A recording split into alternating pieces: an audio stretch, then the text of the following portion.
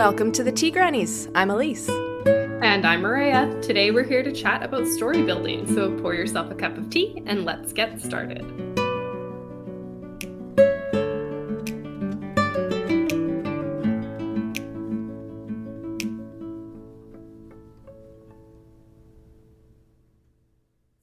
Dozens of sweat-slicked bodies fill the sandy beach, twirling and touching under the glow of crisscrossing fairy lights.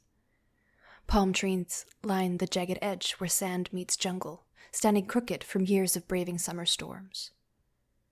Though the night air is heavy with moisture, the sky is clear. Stars litter the space overhead, shimmering off the equally dark sea. A raging bonfire sits at the center of the revelry, on pale sand, bathing those who dance around it in a warm hue.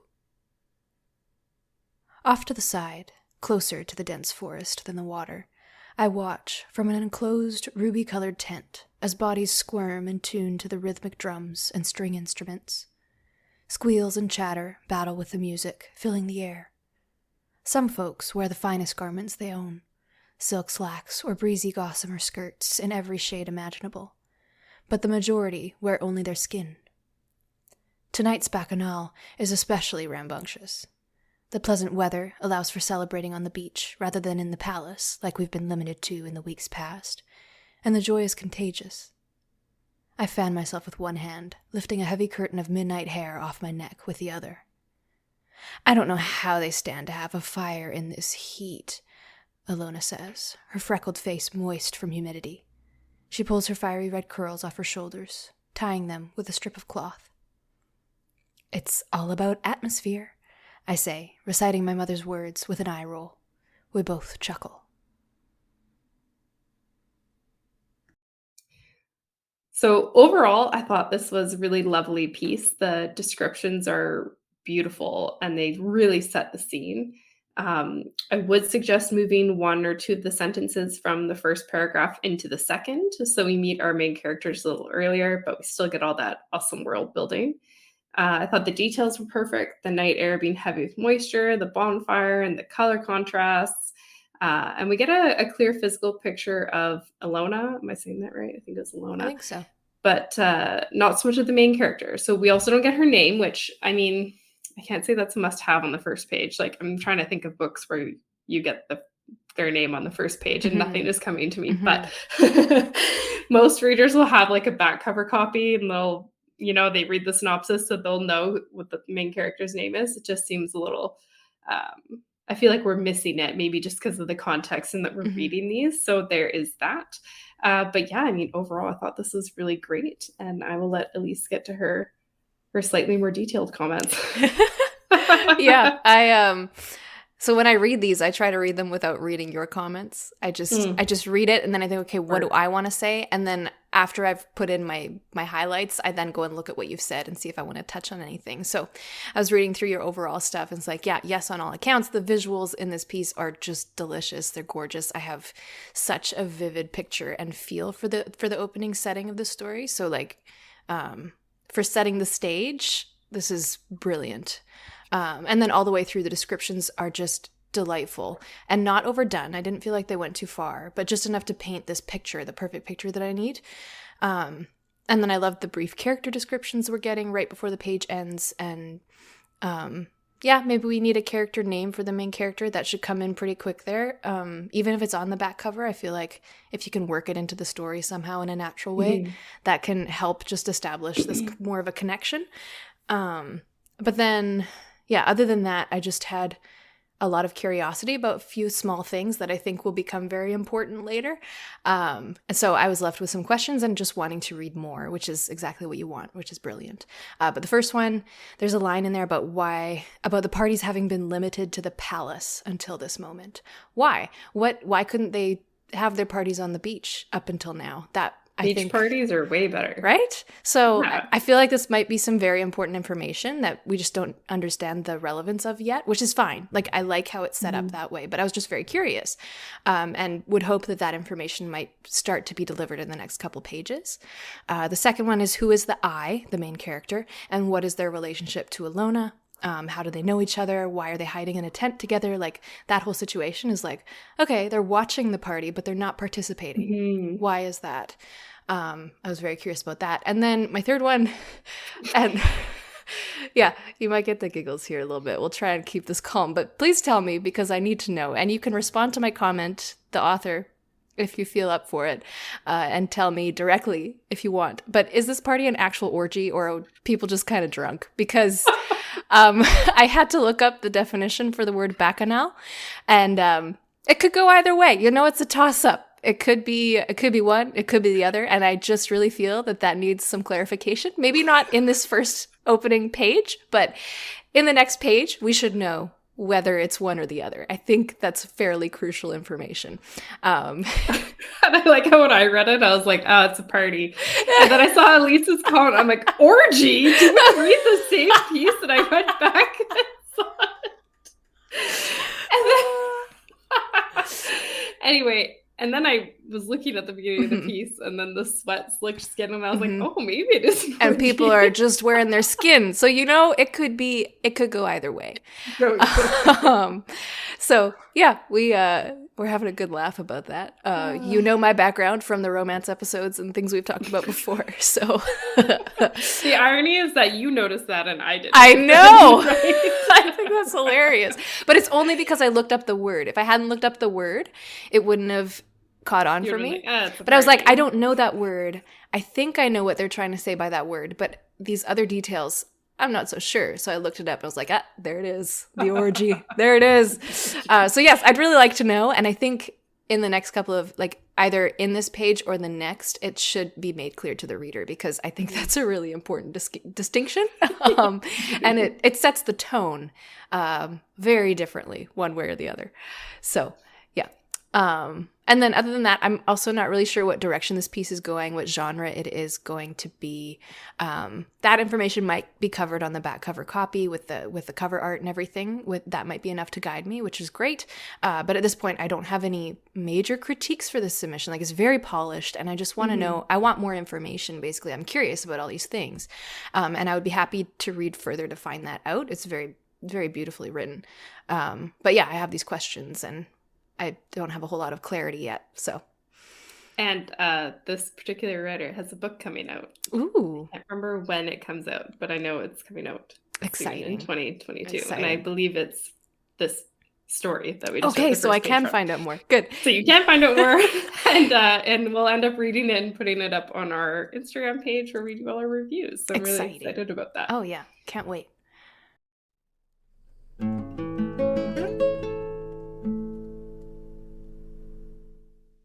This fairy is being a pain in my ass. We've been stuck inside these concrete walls for hours, and she's still playing the innocent act that I've seen through since the beginning. The big blue watery eyes don't fool me. I know she killed my victim. Please don't make me tell it again, she begs. Her already tiny frame looks even smaller, seated behind the large metal table between us. Her long pink hair has fallen over her face, but I can still see the crocodile tears that she's trying to use against me. You can stop telling the story, Layla, I say to her, placing my palms on the table and leaning in close. When you stop lying. She sniffles, and it's all I can do to keep my eyes from rolling. For a moment I think I'll have to prompt her again, and then she starts to speak, her tone tinged with frustration. I was getting off work at the coffee shop when Sam texted me, asking me to come over. I walked from the coffee shop to his apartment. When I got there, I knocked, but he wouldn't answer. I tried the door, and it was unlocked, which was unusual. As soon as I walked into the apartment, she pauses and makes a sound, which almost sounds like genuine pain. I could smell the blood. I checked the living room and found his body. I wait for a second. But it seems she's ending the story there, as she has every other time I've heard her tell it. With a tense sigh, I ask, where exactly was the body located? Between the couch and the coffee table. So carefully rehearsed. Usually, if I make a suspect tell their story enough times, they slip eventually. Some minute detail doesn't add up, or changes just enough to matter. Layla, though, she's good. As much as I hate doing it, it looks like I'll have to resort to a more deceptive technique. Did you go near the body? Layla's head shoots up, and she meets my gaze, surprised by the question. I've asked her the same things over and over again for 5 hours, but this is new. So I thought this had a great opener. The first line was awesome and definitely attention grabbing. Mm-hmm. And there's a lot I like about this piece. The biggest thing is I'm not getting enough setting or detail before the fairy starts telling her side of the story. And I think the tension could be better or just as good if the writer could build a little more anticipation before the fairy confesses. Because as much as we like to be dropped into a story, I feel a bit like I'm on chapter 2 and I'm missing something crucial. Mm. And I mean, the entire premise seems amazing. Like, I'm kind of picturing a good cop, bad cop fairy situation. Yeah. And they're questioning each other about an unusual death. And there's like a lot of potential. But yeah, I just need a little bit more anticipation. Mm. Interesting. Okay. And my other thought was that Layla, the fairy, I feel like we could trim that confession because I don't think we need a lot of that information.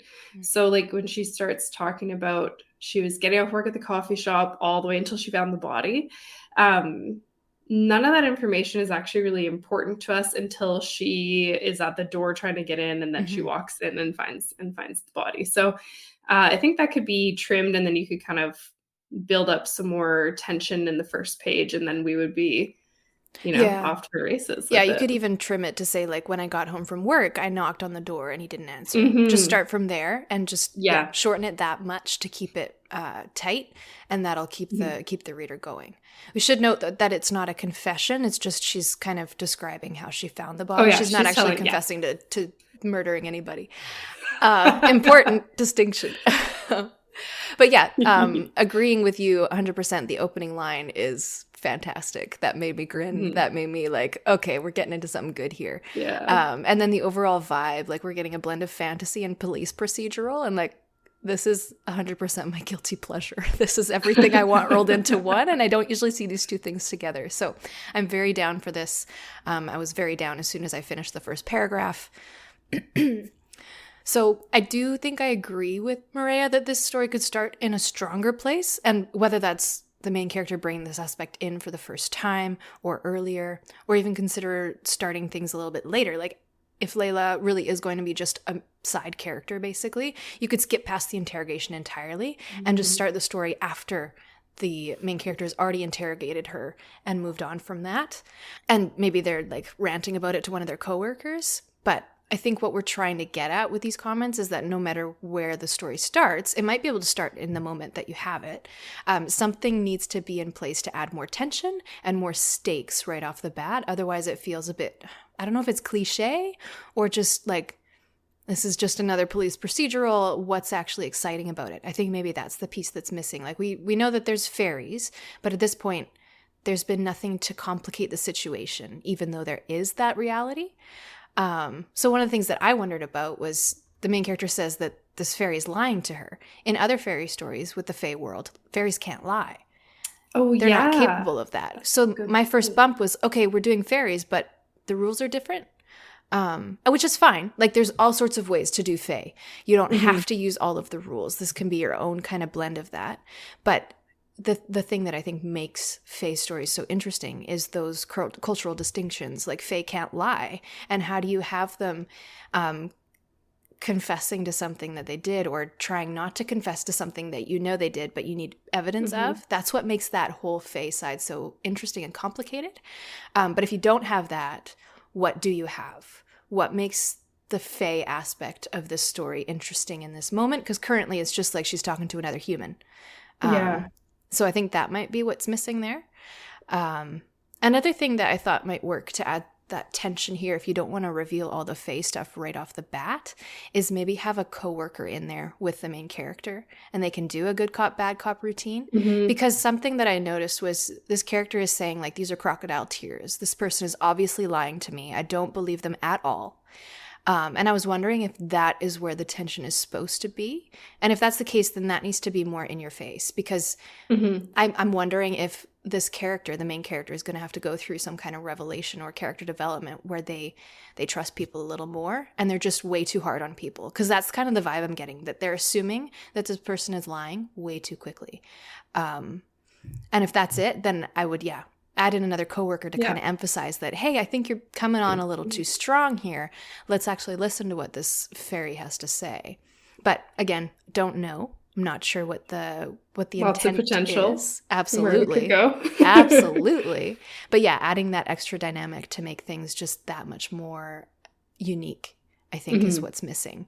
And other than that, like, I had a few wording suggestions along the way to smooth out some sentences, but I really just loved the idea of a fairy cop mashup, and I want to read more of that. So keep going. The other thing that I just remembered when you were talking was I did make a note where she says, "I know she killed my victim." Who is the victim? We should have a name there, even in like a police procedural. Wow, words are hard. Procedural. They would say the victim's name, often, right? Yeah. Like, because Sure. and there's usually a lot of that in like crime shows. But also we need to know, because like it's obviously going to be important who the victim is, and so we need a name or something there. But yeah, that was another thing. And just like in the first one, we don't get a main character name here, and we don't get a lot about our main character. We do get like a little, we can tell, like, obviously she's not very trusting and things like that, and she thinks this person's lying to her, this fairy's lying to her, or them. And I just needed a little more character, I think. Sure. Yeah. That's a very fair point. But this is like definitely going to be a really fun story. Absolutely. I feel like it's going to be really cool. Absolutely. And I'll just add to the victim comment. I noticed your comment there as I was reading it. And I'm kind of two minds on that one, because with police procedurals, they do get into who the victim is and everything, but sometimes it's not until a little bit later, because if the victim is not really related to the main character, like the cop is just doing a job, they have this murder case that they have to work on. They don't know anyone personally, but this is their job and that's why they're involved. Even adding a name or any additional detail, it's not going to give you that emotional beat that you would get if it was the main character's sister or their best friend or their lover, right? So if there is emotional connection, then I would put that there. Absolutely. If it is someone that the main character knows, and that's why they're going so hard on this case, definitely have that in that first paragraph, because that empathy is going to be right there immediately. But if it's just another victim, then I think you could get away with it as long as the name comes in. I think it does come in, because in Layla's, when she's talking about she got home, Sam texted me asking me to come over. Oh, okay. So I think that's the victim. But maybe somehow clarify that, make it a little bit more obvious. I don't know. There's options. Yeah. Depends on the intention. Again, we don't know the intention, so it's hard to say. That is the downside of doing the first page. Again. And just the first page. Yeah, we come full circle to that. Yes. We should start asking for like a back cover copy and then summary of your story and the first page. Hey, that might be good practice for people. We can critique both if we have enough time. Yes. I love doing back cover copies. Those are fun. I mean, whenever you write yours, you send it to me and I'm like, that's like my favorite little thing. My least favorite. We make a good team. Yeah, it's good. We balance out each other's weak points.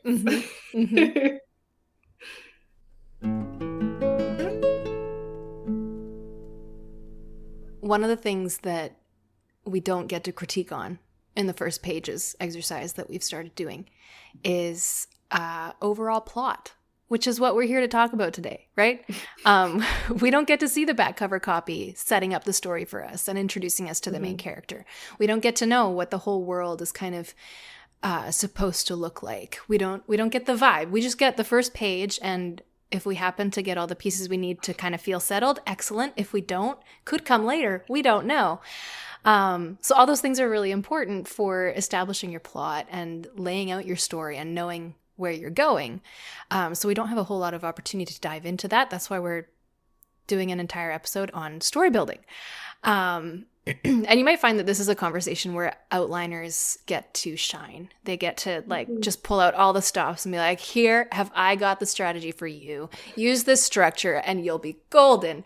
And it's just, very prescriptive, and, it's like the 5 steps to success, and it looks so easy.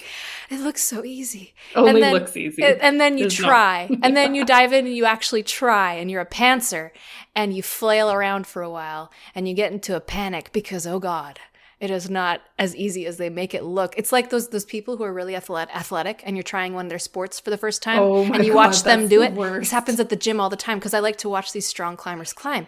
And they climb something, it's like, oh, they made that look really easy, really smooth. It looks like I could do that. Oh yeah, I could do that. I try to hold on to the first thing. It's like, no. Not happening. It's like, no. Never. I can't even grip it. This is me at horse shows. I'm like, oh my God, they rode that triple terribly. And then I get in there and just completely annihilate the triple. And I'm like, oh, I should not have talked. Like, it always looks a lot easier than Absolutely. it is. And yeah. So that's true here. Outlining looks really like straightforward and simple, and you've got all your check boxes and you just line them up and go forward.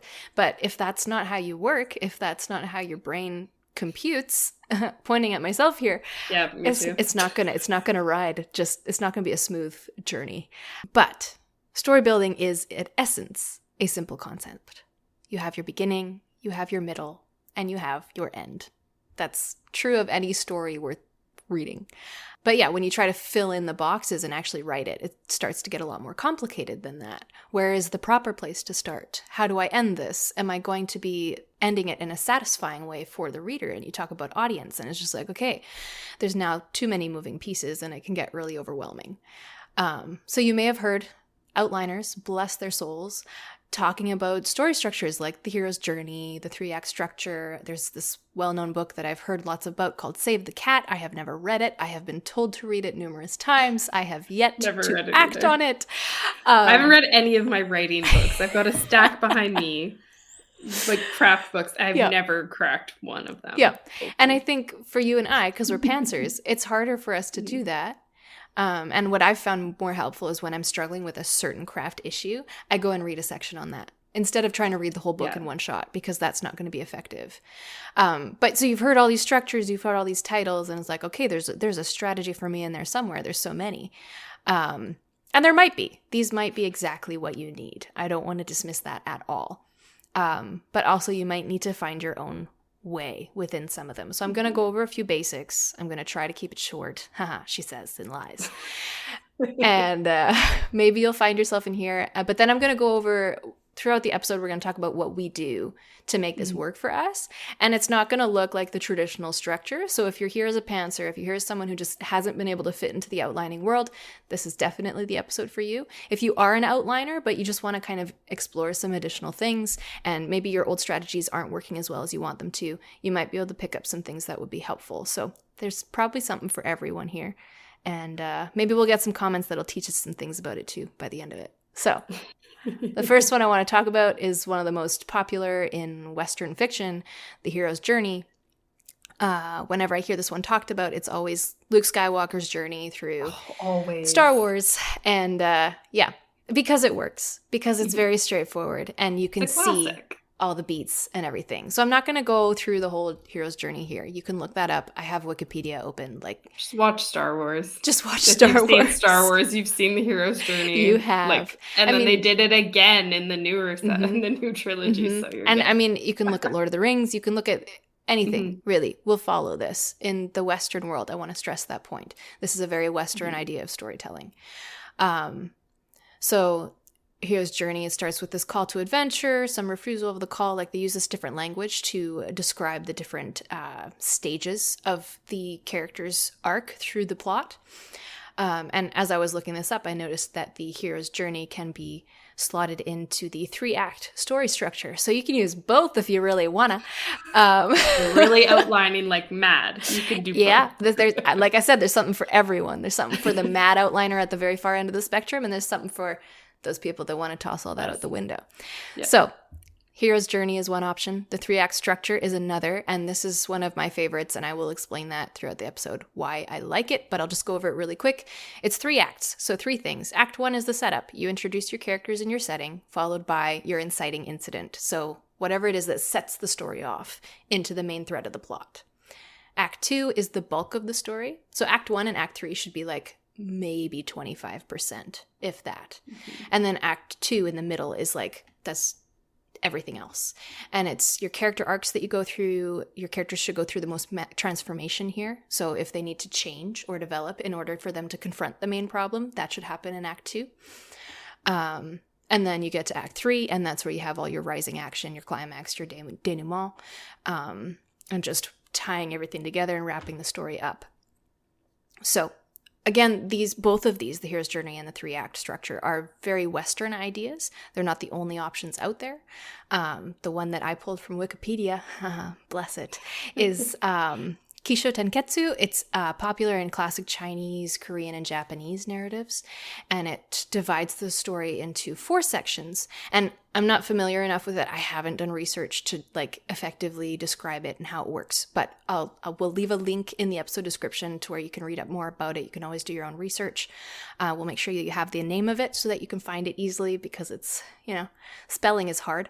And later on, maybe we can do an episode that specifically is like breaking down these structures, but that's not what this one is about. This one's more about some loose strategies and overarching stuff. So we're going to talk about some of the strategies that we use currently to do those things well. Yeah, first I'll have my little ramble, as I do. So plot, story, same thing. Your characters drive a story, but you still need a plot for them to follow. So what can you throw at your character to make them grow? What kind of conflict can force the journey in the direction that you want it to go and you need it to go to get to the end that you want?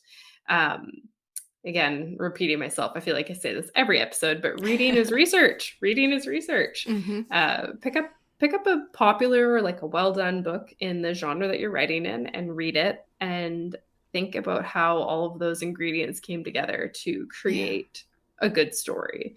I probably have multiple romance examples. So I just find that's like the easiest one. Well, that's fair because romance follows such a strict structure. It follows a structure. So it's great for examples. I quite like it. So I read a book recently where 2 characters team up to deal with their toxic bosses. Ooh. So romance is obviously endgame because it was the romance, but the events that result from their self-imposed mission is what drives them to have their happy ending together. Okay. So you can't have hey, like these 2 people are really compatible. They met in this like super cute, quirky way and nothing bad ever happened. The end. That's so boring. Yeah. Okay. Just because that's how maybe you met your spouse in real life doesn't mean that's how we're going to read about it, okay?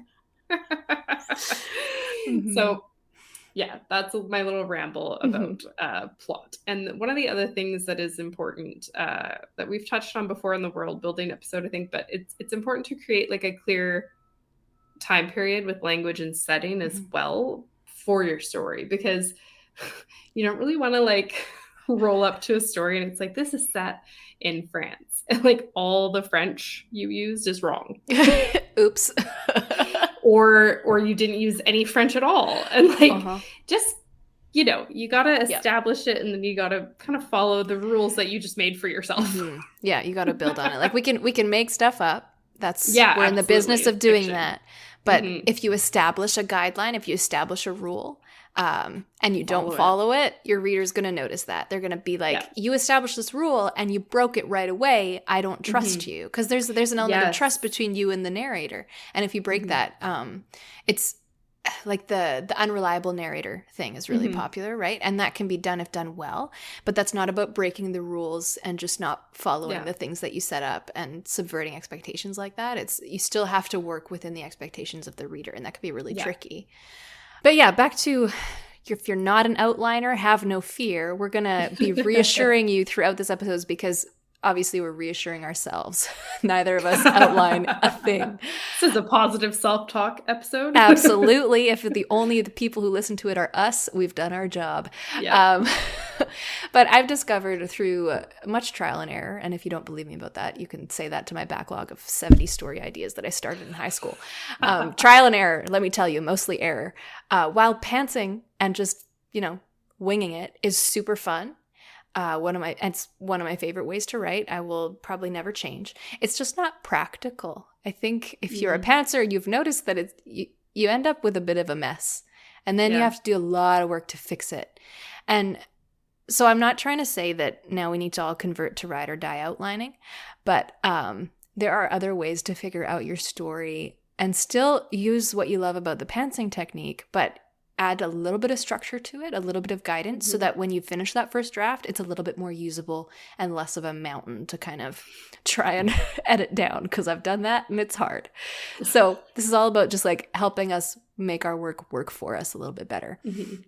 So I like to keep a really loose structure for my first draft. And going back to in the intro, what we were saying before, beginning, middle, and end. It is that simple at first. That's literally it. I don't add in a fancy structure. I don't look at the hero's journey. No save the cat for me. It's just me, my ideas, and the page. And then as I go, that's when I start to refine my structure. And the one that I like to use is the 3-act structure, and I'll get into why. So as a pantser, I find that it leaves a lot more wiggle room than something like the hero's journey. The hero's journey is very detailed. Like let me go back and look. There are 17 different stages. If you look at the Campbell version from 1949, but then you look at the 2007 version, they've refined it to 12. That's still a whole lot. Yeah, I lost interest after like the third one. Yeah, right? I'm out. So I like the 3-act structure because it's a lot looser. And it follows the beginning, middle, and end mindset like a lot better. So even if I plan out my 3 basic acts, like my inciting incident for Act 1, something happens to set off the plot, some of the growth things that need to happen in Act 2 to get me to the ending that I know I want to have in Act 3. That's it. That's what I plan out. And that's what helps me ensure that my first drafts are actually quite usable by the time they're done, because I haven't spent as much time just wandering. When I don't plan out my ending, I just wander because it's fun. And you get to like write all these different scenes that it's like, oh, this would be really cute, or this would be really dramatic. And you get to add in all these different things. But I found just doing it that way with no structure whatsoever, I had a whole bunch of pieces that I couldn't do anything with because they don't all fit together, because I haven't been following a joining thread. But if I have this loose structure of, okay, this is the beginning and this is the ending I need to get you. Cut out the middle piece if you want. Just take beginning and end. This is where my character starts. This is where I want them to get. This is the point of the story. And there will be other things that are just as important as that major point, but you need that major point as like the driving thing. That's what I'm shooting for. That's the point of this thing. And if I lose sight of it, people get confused. So it's really important. But it's important to me to have a lot of options and different ways of getting to that ending. Even if the ending stays the same, the way I get there is the thing that changed. And that's how I keep pantsing, even though I have a structure, because I'm not locked down to all these different elements of the first act or elements of the third act. I can do whatever I want as long as my beginning and end still connect in a way that makes sense. I'm like listening to you talk, then I'm like, oh my God, what do I do again? So after listening to your methods, I think I'm going to coin myself as a discovery writer, because I don't go in with any of that. Yeah. I don't. I go in there, like I open up a blank Word doc. I'm like, I kind of had this idea for like Lady Assassins.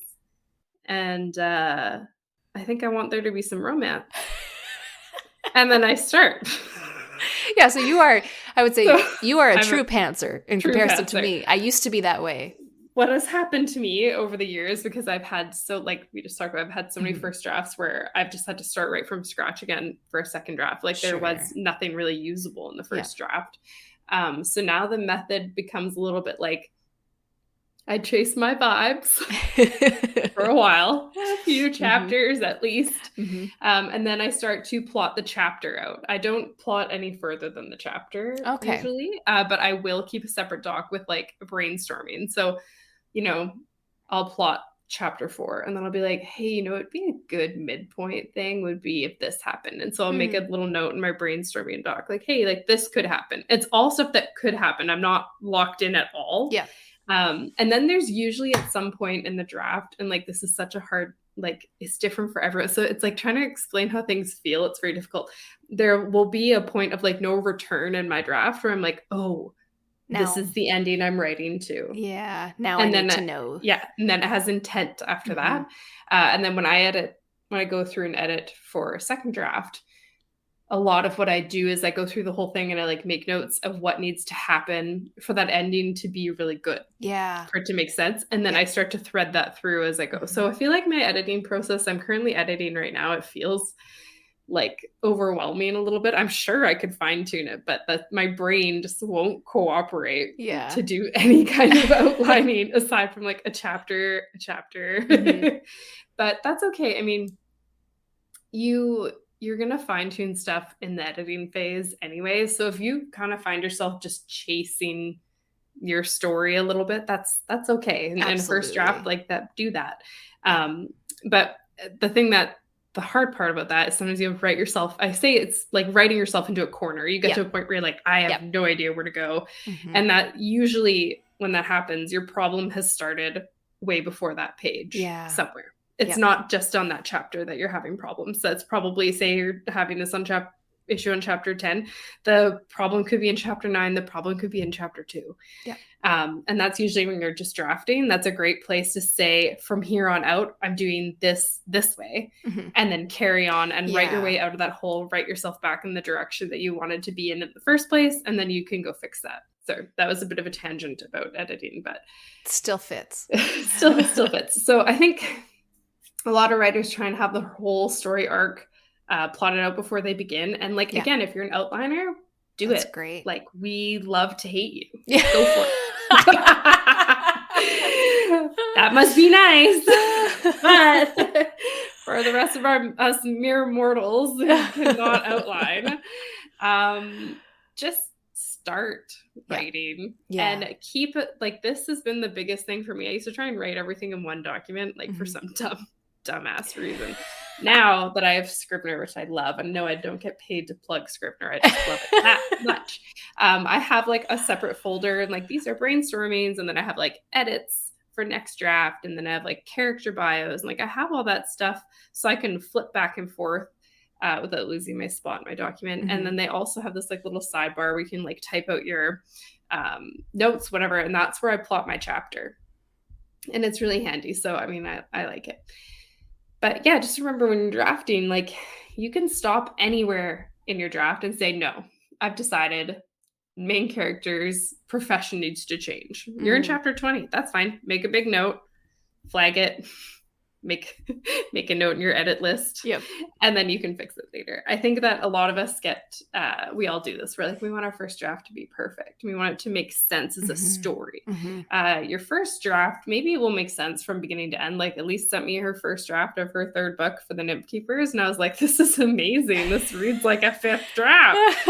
And then there was me who's going to send her the draft, actually second draft of my Lady Assassin story. And I was like, oh dear, none of this. It's like 3 different stories mashed together. So I'm doing another edit. But to be fair, like, I'm sending you the third book in a series. You're sending me a standalone. Yes, I have all the world building done. Like, I know what I'm doing. True. And I have my characters developed, right? If you're writing a series, I think the outlining is more helpful. Yeah, it comes in a lot more handy. Yes. I wish I would have outlined. Honestly, I wish I would have outlined book 1 to book 3, because now it's like, I'm probably missing some inconsistencies that I'm just not aware of because I didn't plan it out. But I obsessively read your stuff and haven't noticed it yet. So. Okay, maybe I'm better than I thought. Okay, you're doing well. And then we go off on another rant about something else. Oh yeah, it's us. I'm sure they're used to it by now. Yeah. Okay, but yeah, moving on to other things. We're getting into some tips and tricks here. So I'm trying to nail down something really practical that I can share about my process. Because a lot of the time it's just like, do these theoretical things, and theoretically that will help you do theoretically better. Theoretically, you're going to change the theoretical vibes. Yeah. Theoretically. Yeah, exactly. And it's very, I don't know, it's like when you go to school for something and you get all this book knowledge, and then you go and start a job and try to apply it, and it's like, this doesn't what? I thought I knew this crap, but I don't know anything. Oh no. And then imposter syndrome and everything. So trying to get practical. One of my favorite tips, which I think I shared with Maria initially, and she's become one of the biggest advocates, and it makes me feel like a trendsetter, and I feel awesome. I'm pretty sure I got it from Eileen Cook, probably ripped it off her. She'll forgive me. But lists, you've probably figured out that we both like lists at this point. We talk about them obsessively all the time, but I kid you not, we found ways to add lists into the writing process at all stages. At all stages. And it's not just checklists either. So this method for getting unstuck, or when you're trying to figure out how to move forward, even if you're not stuck, you're just like, okay, I need to write a new scene here, and I'm not sure where I want to go. The list method is my favorite for either of those scenarios. Even if I'm just working on my overall outline, or just figure out a single scene. So I'll start by making a list of options, and I say, okay, my goal is always to list up to 100 options. I want to reach 100 one day. I don't know if it'll ever happen, because my list often stops between 10 and 20 things. And I think the reason for that is the first 5 things that I list. How could this scene go? Where could I go from here? How could I move the story forward? The first 5 things are nonsensical. Monkeys drive in on a motor car. Throw that into everything. Someone finds a bomb. Throw that into everything. Someone comes in with a gun. I don't care what time period you're in. There's a gun. Time machine. We can work with it. So the first 5 are just complete bogus. The next 5 are usually more obvious options. It's like, yeah, it would naturally go here. The reader would probably predict it, and it's just going to be easy for me to take it in this direction. But it's not very exciting. And then I start listing a few more, and that's when they get fun, and that's when they get interesting. And the first 5 to 10 options are usually the practice ones. They get me warmed up for this list, and then something really great usually appears, and I have this eureka moment of, oh my God, I just figured out the biggest twist in history, and I'm going to go down for it as just the mastermind. And no, that will never happen, but it feels like it will, and it's worth it. They are really good, though. Thank you. So that's my tip, is list it out, and just, it's a brainstorming exercise to get kind of the crappy ideas out of the way, and then it'll warm up your brain and free you up to think about like something amazing. Mm-hmm. And this is how I got to the end of that Greek mythology based story that I wrote. That makes me so happy. Oh, I love that story. And I got there, I think I was like 3/4 of the way through. I was like, how am I going to end this? So I came up with like 3 options. And then obviously I sent them to Elise, because I'm very codependent. And she was like, this one's good. This one kind of feels like a cop-out. This one is badass. And I was like, okay, good. I'll do the badass one. Excellent. And it's and great. It is badass. It's pretty good. And so that's also where the exercise works. It doesn't have to be just for a scene. You can do this for your ending. You can do it for your middle. It's such a helpful exercise. I mean, I really love it. And my favorite one, daydreaming. That's how I came up with the podcast idea. You're the true pantser among us. Yes, I really am. I'm a total, I'm daydreaming about stuff, and then my brain will latch onto something and latch onto something else. And that's usually how almost all my ideas come. Yes. That's why you message me all the time, like, hey, I just thought of this thing, and you're actually doing that. Like, I don't work that way. I have to sit down and be like, okay, I'm going to think about this thing now. And then I find an idea. But you're just like, eureka. You have those all the time. It makes me really jealous. But then I get really sad when I'm not getting that.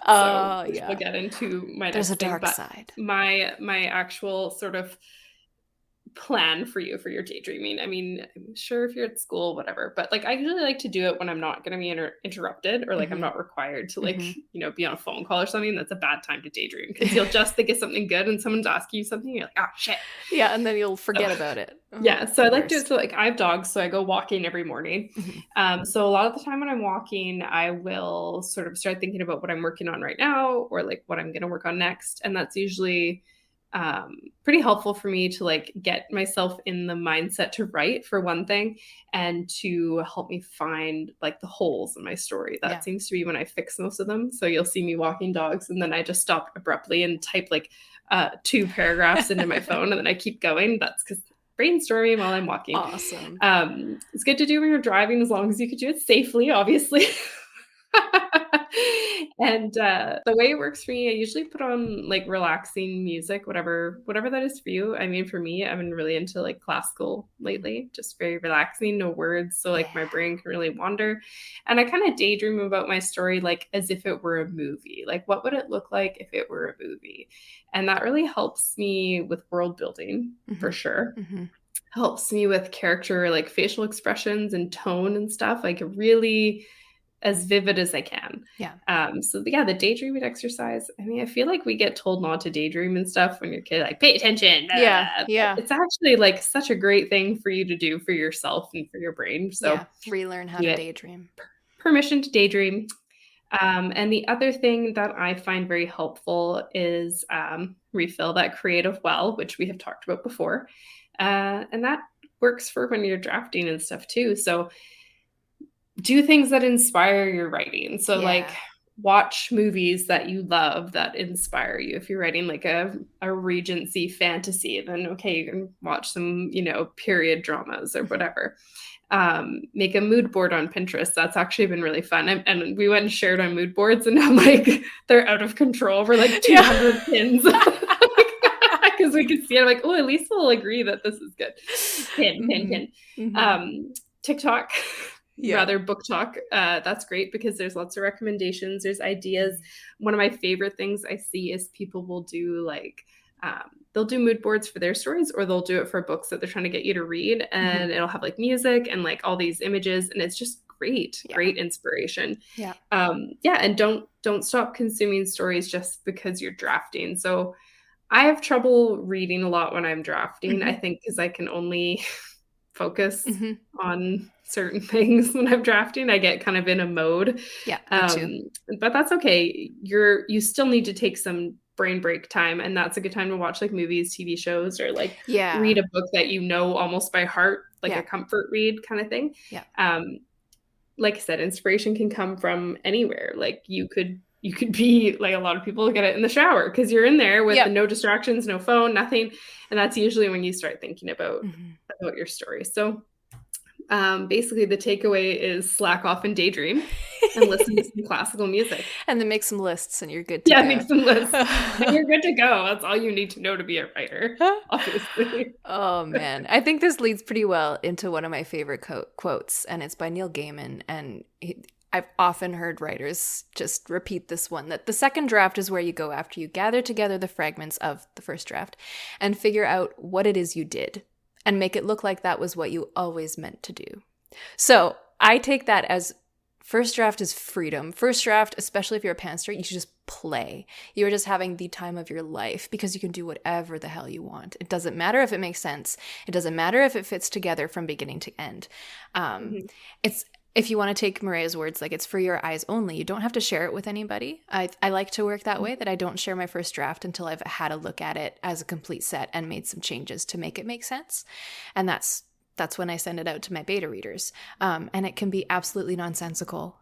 It's like you're building a puzzle and you're putting the pieces together wrong and you don't care. That's okay. You haven't found the whole picture yet, but you'll get there. And where you'll start to get there is in draft 2. That's where you start to pick it apart and make it make sense. That's what Neil Gaiman is saying.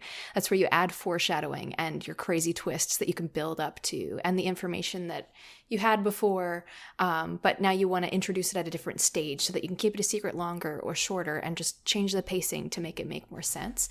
Deciding all of that in the first draft is going to be basically impossible. Like you're never going to finish because you're always going to be stuck on trying to know everything, but you don't know anything yet because it's not done. And I'm getting really intense about this because this is my favorite thing to talk about. And just if every writer could figure this out really quickly, they would just improve miles and miles faster than we have to all kind of slog through and figure it out slowly, right?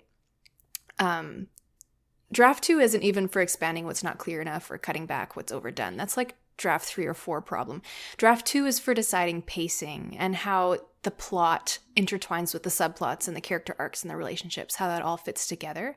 And yeah, I think that's why I honestly find it useless to create a hyper-specific outline for my first draft. Like, it just doesn't work for me. I don't know enough at that point about the characters, about the story to start that way. I have to figure it out as I go along. And I function best when I have a really loose structure and a lot of leeway.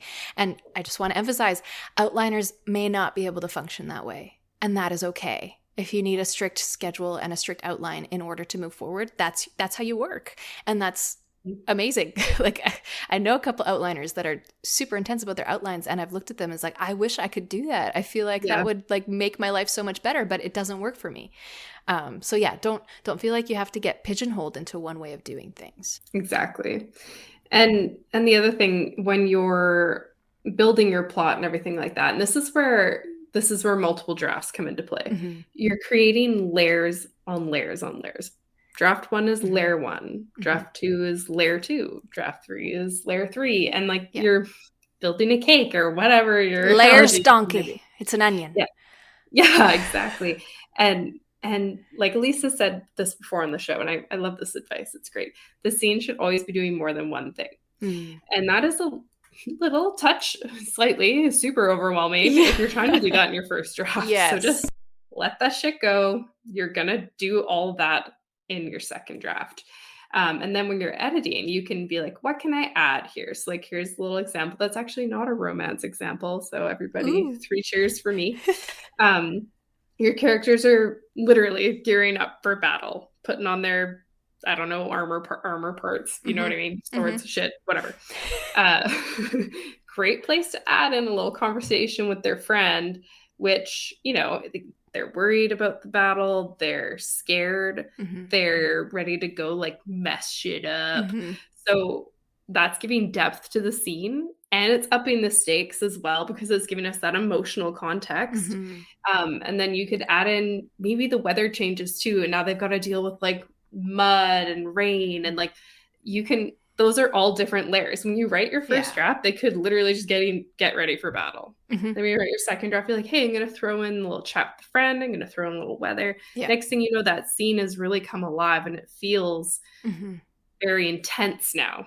But you couldn't do that in your first draft. You know, maybe that character gets killed off earlier. Like you just haven't decided yet.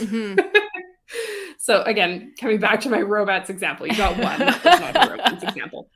There's always a main plot thread, which is the romance in a romance novel.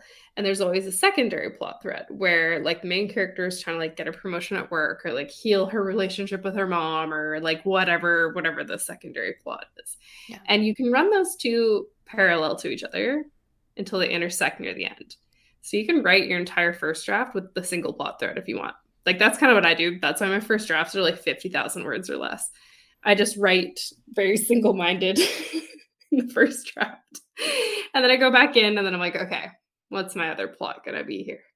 And then I layer it in. And then it's a much more like one of the bits of feedback I got on my pages recently was that sounds like a very layered story. And I was like, oh, that's good because I sure as shit did not think it was. But that was just an example of like, my editing is working because I'm getting that done. Yeah. And it can be so easy to hear all of this and try and think about it all and just stop yourself before you even get started because there's so like, this is what we're saying. There's so many moving pieces. Don't try to bring them all together. And whether you get stalled because you're trying to outline and the story just isn't coming to you, or you're writing a scene and it just doesn't fit into the outline that you did have, now you don't know what to do. I think it's easiest to get bogged down by this in the first draft because once you have the draft, you can spend time on plot holes. You can problem solve and fix things. But until you have all of the pieces together, you can't patch any holes because the structure isn't even put together. Like if it's IKEA furniture, you just have all the stuff and the instructions and you haven't put it together yet. So stop patching holes. Stop doing that. Don't create problems where there are none. Yeah, exactly. And This is why I kind of harp on not copy editing your first chapter until you've written the entire story, because you might decide that chapter 1, draft 1, doesn't fit with chapter 31 in draft 1, and you might cut chapter 1 altogether or just completely change it. Don't waste your time editing small things that might just get axed. Finish the story first. That's your priority. Then fix the structure. Then you can worry about sentences and grammar and all that ugly stuff. Yeah, that always comes last. Yep. Like way last. Way last. Otherwise, it's just extra work. You want to avoid that extra work. So yeah, it's one of those. I mean, I'm really good at this, the whole imposter syndrome thing and anxiety. They're really super fun qualities to have when you're trying to write a story, because I will kind of hem and haw about what I'm going to do next. I'm like, oh, is that going to be a good choice? Well, now I'm just like, well, fuck it. I'm just going to go. Just going to go for it. I don't care if it's a good choice. I'm going to write. If this scene is not coming to me, I'm going to make a note. Fill in a scene where main character does something cool. I've literally written that. Although I usually write main character does something badass or whatever. Yeah. Main character does something sexy with the love interest. I will do that. And then I will just move on. Go on. Yep. Move forward. Yep. And yeah, I mean, maybe if it's a pivotal moment in your story, maybe you got to do Elise's exercise where you write down a bunch of options and you decide which way to go. And honestly, sometimes you just need to walk away from your draft for a couple days and try and brainstorm it out. Yep. Like without forcing it. I think it's the thing I should get to about the daydreaming, brainstorming thing. It's pretty hard to force it. Yeah. Another thing that sometimes helps is write a scene from a different character's perspective, even if it's not a point of view character. So like write one from a side character's point of view. Yeah. It can really just help give you the clear picture that you're searching for. Yep. And then, you're not going to include it because they're not a point of view character. That's fine. That's fine. But it will probably help you get unstuck. Yeah. And that might help you figure out whatever else you need for your story. If you're not an outliner like me, this is a very great exercise. Yeah. It works really well for me. And as for like getting your plot strong, do your first draft, do your edits, send out to your beta readers, and just let them tell you what worked and what didn't work, because you get so close to your own work, you cannot frickin' tell. You cannot tell. Oh my goodness. And, I'm sitting on your feedback for book 3 of the Nymph Keepers, and I send it to you like, this is a piece of trash. This is a flaming pile of garbage that will never be usable. I have to restart. They're going to send me back my feedback. I'm going to have to rewrite it all from the beginning, from scratch, and I'm never going to get it published because it's going to take forever. And then Maria sends back her comments and is like, this is hands down the best thing you've ever written. Yeah. I'm a god. I'm a goddess. I'm winning this day. You are a queen and we all bow down. I should just press publish and not even bother with the editing. No, don't do that. Bad. Elise. We don't get too excited. But that's one of those things where you get so wrapped up in your story that it's sometimes hard. You're like, this is stupid. This doesn't work. This whole side plot doesn't work. And then you're going to give it to your beta readers and you're going to be like, this is genius. Yeah. I mean, they might be like, this is stupid. They might. That is a risk that you take. Absolutely. You but let them tell you that first. Exactly.